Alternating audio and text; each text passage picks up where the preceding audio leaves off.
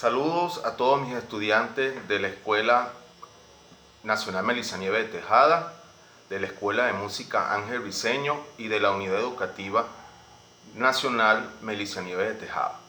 De las cátedras de flauta dulce, hoy te presento un nuevo tutorial para que conozcas en tu flauta dulce los sonidos o los primeros sonidos de tu instrumento.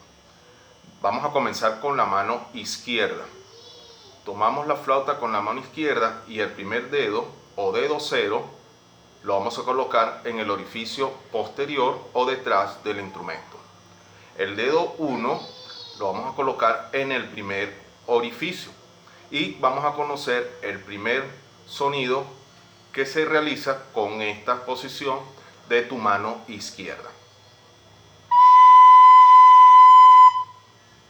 Ese sonido lleva el nombre de si.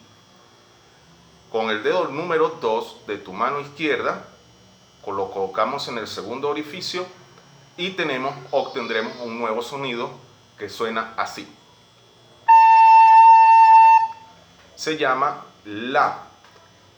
Con un tercer dedo o dedo número 3 de tu mano izquierda, manteniendo el pulgar en la parte posterior cerrado,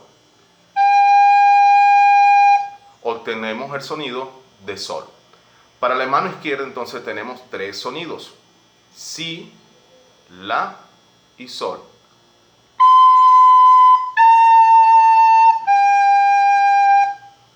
Vamos a conocer la mano derecha. Ya tenemos dedo 1, el dedo 2 y el dedo 3. Dedo número 4 o 1 de la mano derecha se coloca en esta posición, manteniendo el pulgar tapado o tapando el orificio del instrumento. Ese sonido se llama fa. Con el segundo dedo o dedo 5 de tu mano derecha obtenemos un nuevo sonido llamado mi. Con este otro dedito colocamos en esta posición, sería el dedo número 6 o posición 6, obtenemos el sonido de re. Y por último, el sonido o el dedo 7, obtenemos un sonido que sería el último de presentación de los sonidos naturales, llamado do grave. Entonces tenemos todos los sonidos, mano derecha y mano izquierda.